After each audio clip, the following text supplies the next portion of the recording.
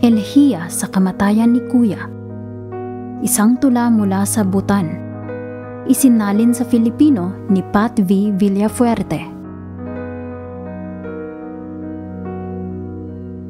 Hindi napapanahon.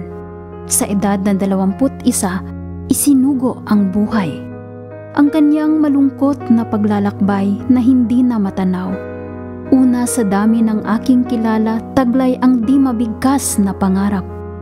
Di maipakitang pagmamahal. At kahit pagkaraan ng maraming pagsubok, sa gitna ng nagaganap na usok sa umaga, maniwala't dili, panghihina at pagbagsak. Ano ang naiwan?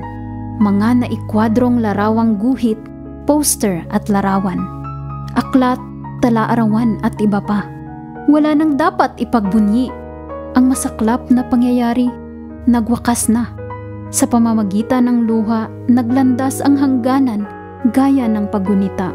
Ang maamong mukha, ang matamis na tinig, halakhak at ang ligayang di malilimutan. Walang katapusang pagdarasal, kasama ng lungkot, luha at bighati, bilang paggalang sa kanyang kinahinatnan mula sa maraming taon ng paghihirap sa pag-aaral at paghahanap ng magpapaaral. Mga matay nawalan ng luha, ang lakas ay nawala. O ano ang naganap? Ang buhay ay saglit na nawala.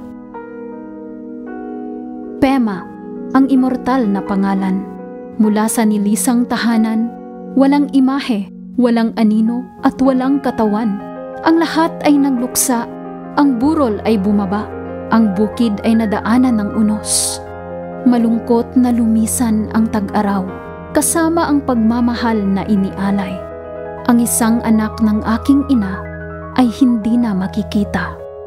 Ang masayang panahon ng pangarap.